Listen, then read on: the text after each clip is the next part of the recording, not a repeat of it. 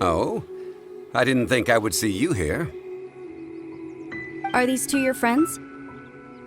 Yes, we had the fortune of meeting not too long ago. They are quite a knowledgeable and talented pair, and a pleasure to be around. Traveler, we were just discussing the history of Rex Lapis. Would you like to listen? This, good sir, seems not to appreciate the almighty power of the Lord of Geo. As a professional archaeologist, I'm inclined to correct some of his erroneous views. We are discussing the whereabouts of the first Mora. As everyone knows, the Lord of Geo taught the ancient people of Liyue the craft of smelting, creating goods that allowed them to develop trade with the early nations of that time. Today, Liyue holds the sole right to cast Mora in the entire continent of Teyvat. The world's very first Mora should have been cast by the hands of the Lord of Geo himself thousands of years ago. According to my research, as well as my own hypothesis, I believe that this coin of unique historical significance has been passed down secretly through the years as a kind of token. For example, perhaps the Qixing who control the Liyue use it in some kind of unknown ceremony they hold when they come to power. No. My research indicates that the first Mora coin is not such a simple thing. Mora is a catalyst. This we all know. Even today, Mora is used in the mystic arts for its curious properties of weapon enhancement. The world's first Mora would no doubt possess the strongest power. My next historical treatise will boldly expound on the newest findings from my intense decade-long research. That is, that the Lord of Geo used this original Mora as a catalyst to enhance a dagger and a sword. Well, buy the book when it comes out to read the full story. For now, I will only reveal this. The one who finds the dagger shall become supreme in the I can't say I agree. Let us not speak of the authenticity of the dagger and sword first. But Mora and money came about simply because they are a convenient measure of a contract's value. Rex Lapis just meant for Mora to serve as a catalyst for people to exchange and trade. The world's first Mora is probably just an ordinary coin created by Rex Lapis. I think that Mr. Hanshua's hypothesis seems reasonable. Mr. Zhongli's argument, on the other hand, lacks any evidence. How can you so easily dismiss the Lord of Geo's profound foresight? No, I am not debating right or wrong. I am simply stating a fact. Enough! Do you think you understand the Lord of Geo more than me? I know but little about history, and I wouldn't dare to brag. But discussion is meaningless if everyone has the same opinion, no? Well then, answer me this. Long ago, when Liyue Harbor was being constructed, the Lord of Geo taught the people how to build houses. The model home he used to teach them was completely cast from Mora, correct? That is correct, indeed. Okay, then tell me. Why would the Lord of Geo do something so extravagant if not because of the mystical power that Mora contains? There's a simple explanation, really. To the god of wealth and commerce, what material is easier to get than Mora?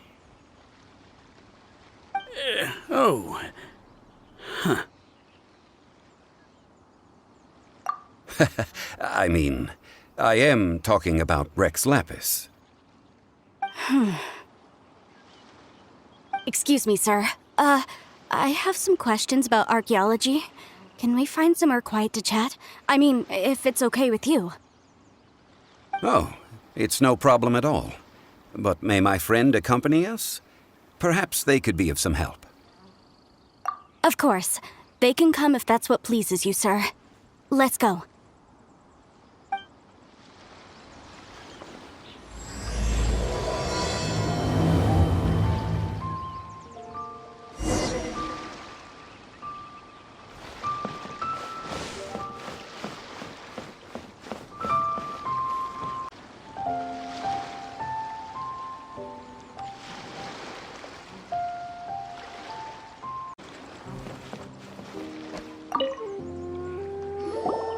What I'm about to say is a bit disrespectful of the Lord of Geo and would draw a lot of angry looks. So it's best to discuss this somewhere quiet. Your argument just now exhibited acuteness of speech and thought. Most importantly, you don't fall for the boasting and acting of the others. You remain objective. So I have a question for you. Perhaps you will answer differently from other scholars. Do you think that all the gods that the Geo Archon killed were evil? Let's not analyze it in terms of good versus evil. Rex Lapis placed great importance on the integrity of contracts. So any gods he killed certainly must have broken some kind of contract.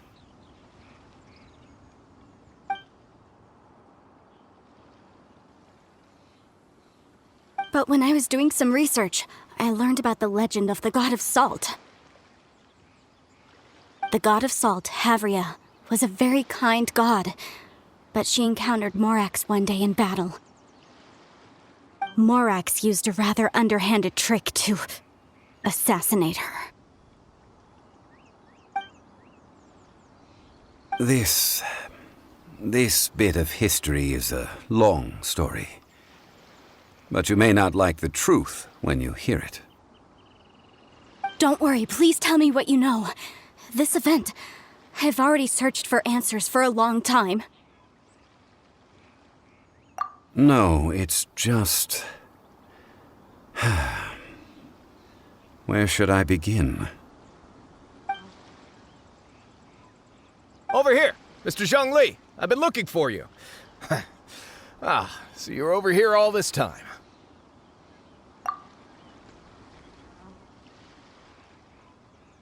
First of all, I'm not holding a weapon. There's no need to overreact now. I'm simply an archaeological researcher from Snezhnaya. I'm not here for trouble.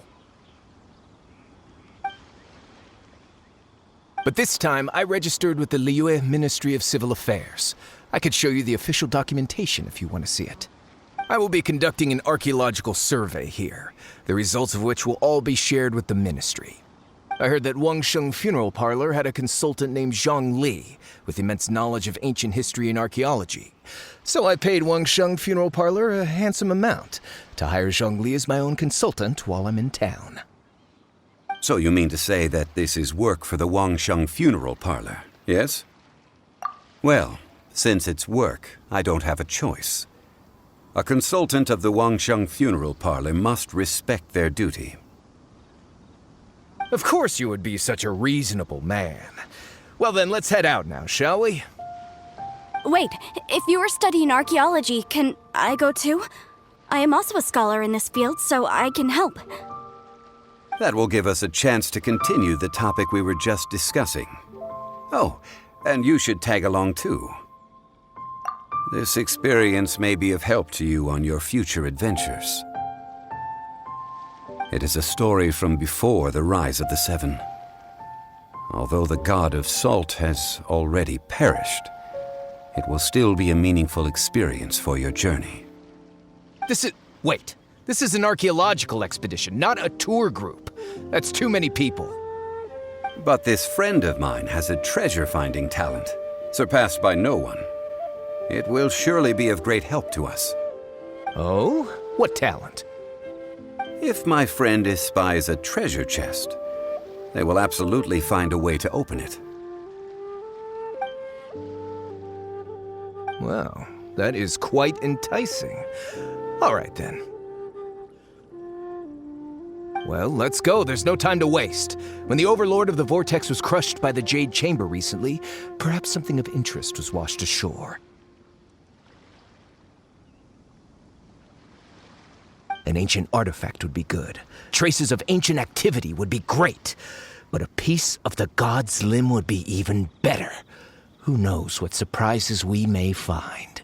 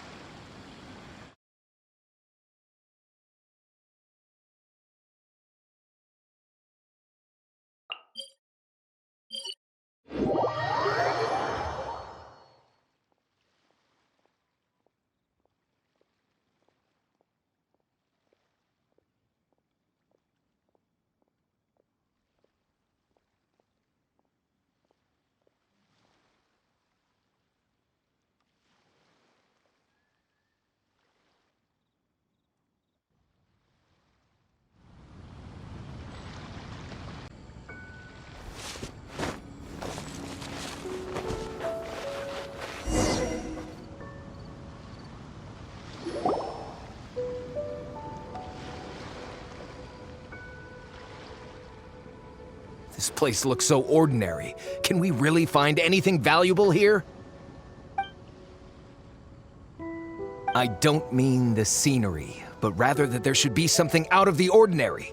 A big battle did just occur and all, and I don't even know where to begin looking here. Guyon Stone Forest is actually the perfect place to be, if you wish to learn about the gods or the history of the Archon War. Legend has it that Rex Lapis threw spears made of large rock into the sea here, piercing and crushing the overlord of the vortex.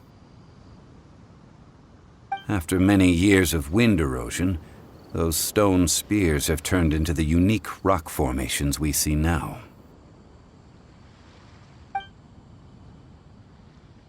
What we see now is just the part of them that remains. The stone spears hurled by Rex Lapis all those years ago were much greater, both in number and in size. But due to the different angles they landed at, their large centers of mass, erosion by seawater, and years of gravity, many of them have been completely swallowed by the sea.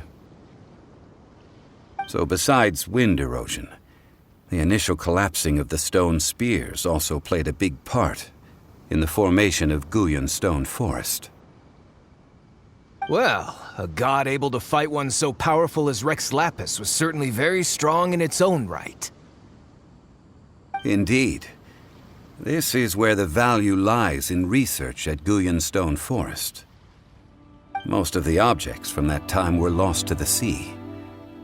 But the gigantic waves created by the overlord of the vortex have given those sunken objects a chance to see the light of day again. So you're saying that if we look carefully, we'll be able to get very, very rich I mean, rich with archaeological knowledge and historical value, yes? Well, since we brought so many people, I think it would be best to split up and look. Okay then. I will go with my friend here. Although I have a smattering of knowledge in various disciplines, when it comes to archaeology, I can't compete with the expert here. Huh? Me? What's the matter? This is your profession. Why are you so surprised? I get it. I'll escort him then. Okay. If we find anything valuable or rare, let's meet on the shore opposite from here.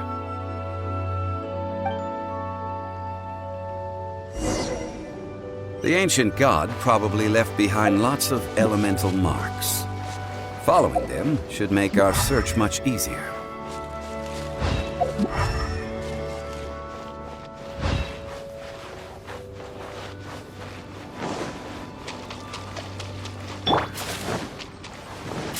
Out of the frying pan, into the fire! Steadiest! By royal decree!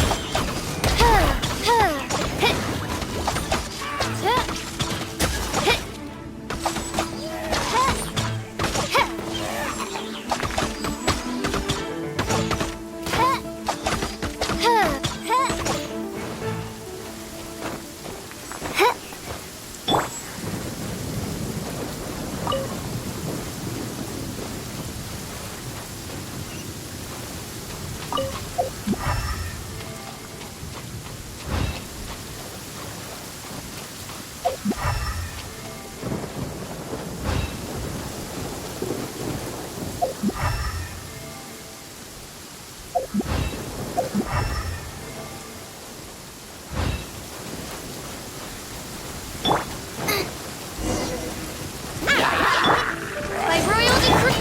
Gone! I must leave no stone unturned.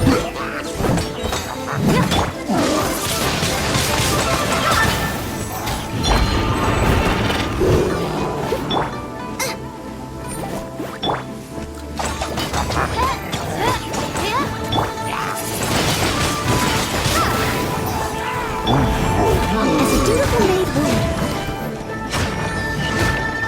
Steady as stone.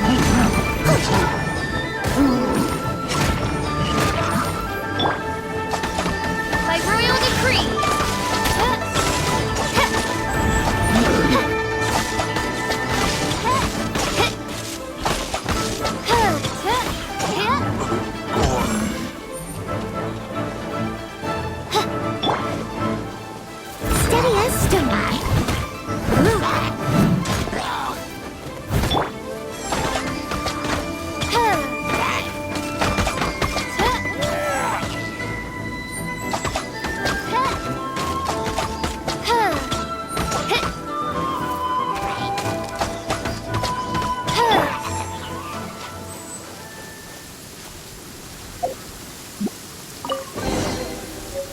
Guyan Stone Forest is a place where a god was defeated, and its remnants still affect the area to this day.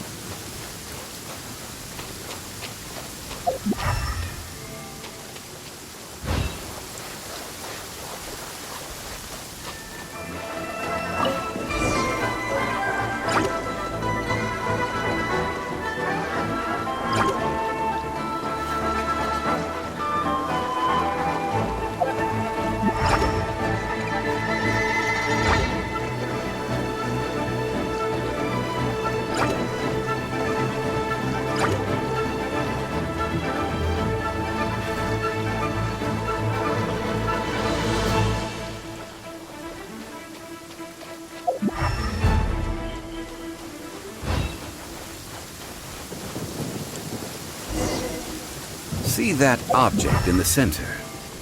Perhaps it emits the remnant strength of the god. That would certainly attract them. The hydromonic monsters. I have a contract and must put my personal feelings aside. Go ahead. Defeat them and recover the relic.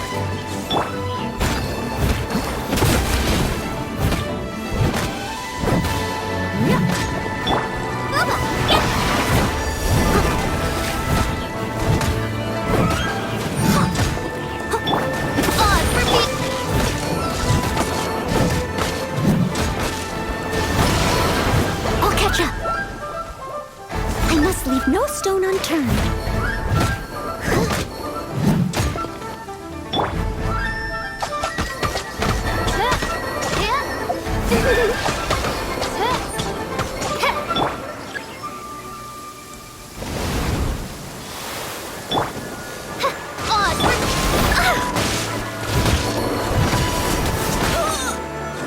Steady as stone.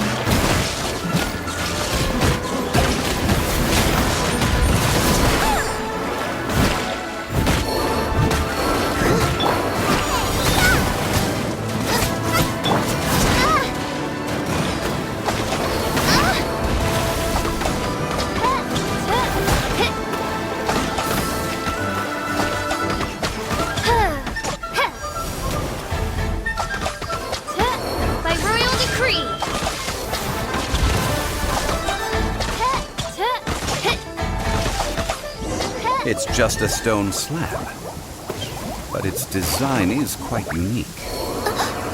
One shall descend once again.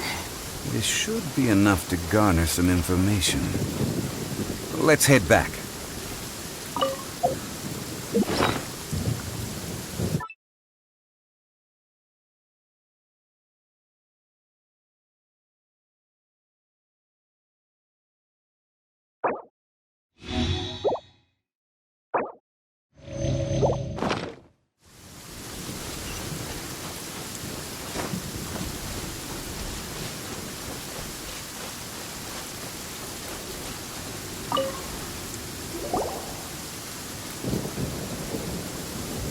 You call yourself a scholar of archaeology? You can't even recognize this or that. What are you good for? We all have our areas of expertise. I already tried very hard to explain.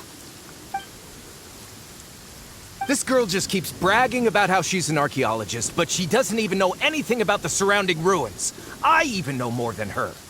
She left me to rely solely on guessing, experience, to find anything valuable to take back. Ugh, what a... I've just been researching the god of salt, so I'm not familiar with sea relics. Is that so strange? And you kept asking about how much Mora everything is worth. Can the value of relics only be measured in Mora?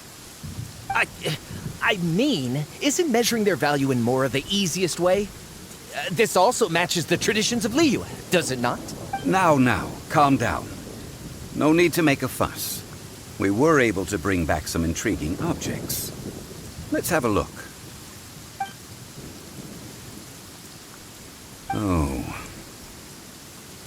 What a shame. These objects were indeed washed ashore by the Overlord of the Vortex, but they have nothing to do with the god besides being in the vicinity at the time. This stone slab we found, however, has a mysterious pattern and faint aura of divine power. Perhaps it will be useful for research purposes. Quick, give it to me. At least we didn't come for nothing.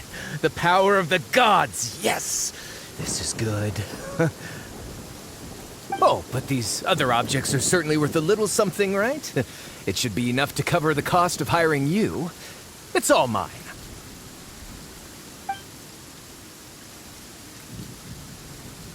Not at all. My quest to uncover the history of the God of Salt is because history can tell us about culture and beliefs. But you? You're just trying to use archaeology to get rich. Nonsense! I'm a professional archaeology researcher from Snezhnaya.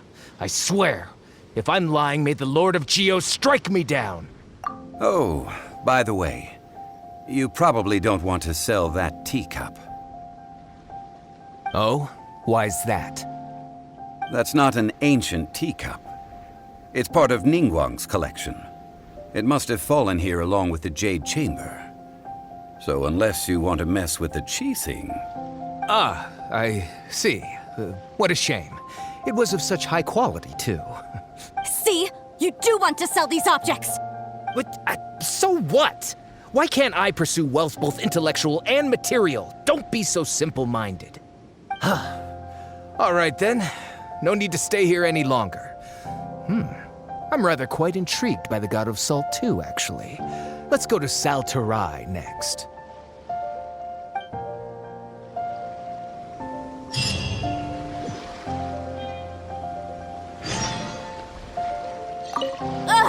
You're so— And what are you, then?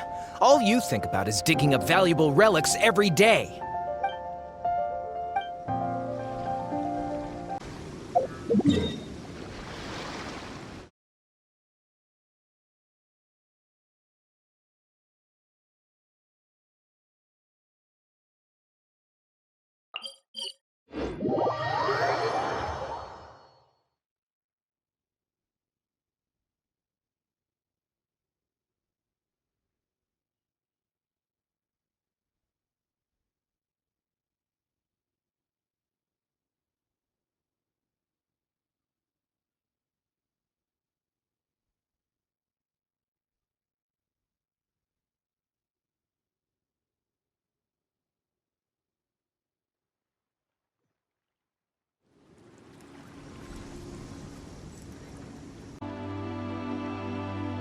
According to legend, the people of the God of Salt, Havria, enjoyed prosperous lives under her protection.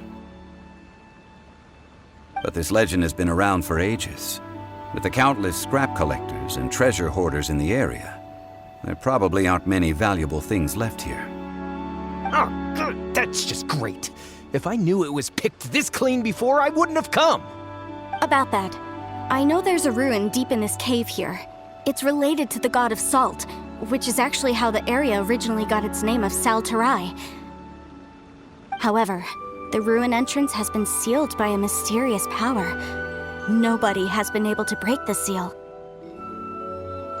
I found a mechanism that seemed to be related to the seal, but when I undid the mechanism, the seal wasn't affected at all.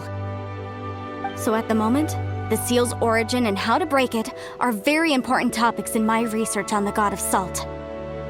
I don't know, there's no concrete evidence, but I'm pretty sure the seal is meant to hide some kind of long-forgotten truth. The God of Salt was a benevolent god, adored by the people, not to mention powerful. She wouldn't have any kind of shameful secrets to hide. So, the one who wants to hide some truth is very possibly her killer, Morax.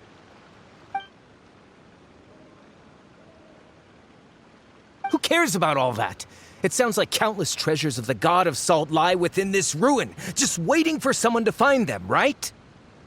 You weren't listening at all, were you? Even if there's a mountain of treasures inside, nobody can get in if the seal isn't broken.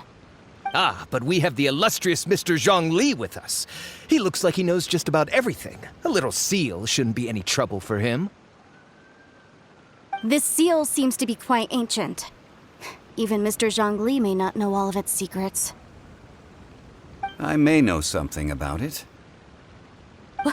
What? Over the years, I've heard various rumors with bits of knowledge about seals. Although their references seem rather disorderly, they do in fact contain the secret to breaking seals. Let's go take a look at the mechanism Miss Wanyan just mentioned. Okay, since Mr. Zhongli says so, follow me then.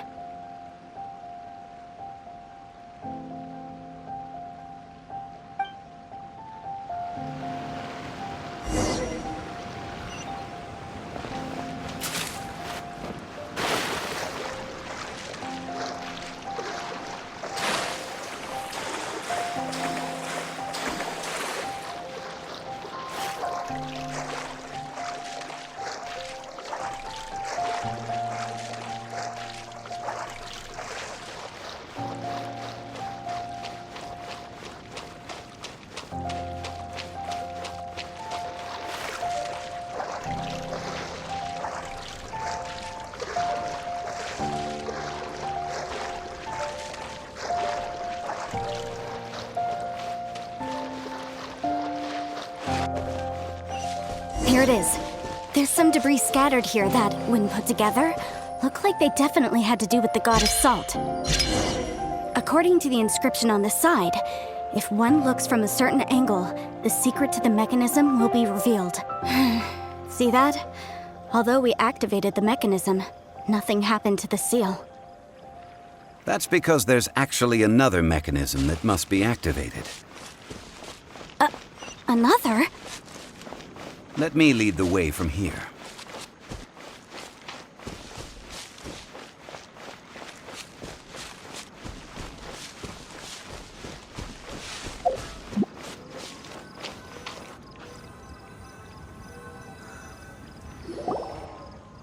This place seems familiar.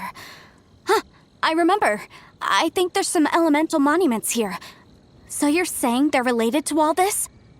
When I investigated the seal last time, I had someone with a vision accompany me. But when we lit up all the elemental monuments, nothing happened. That's because you don't just need to activate them at the same time, but in a certain order as well. Otherwise, the seal will not be broken. The secret to this puzzle is hidden in the legends about the Archon War. Tianheng in the south, Yaoguang in the east, Jueyun in the west, Qingce in the north. All desolate and devoid of life. Liyue is vast, yet even one haven is hard to find. To the north, to the east. Do the people of Liyue always talk in riddles? I think I've heard this saying before. Certainly you have. And the contents of this saying are also related to the god of salt. To provide a haven for her people, whose lives had been ravaged by the Archon War, this benevolent god searched all across Liyue.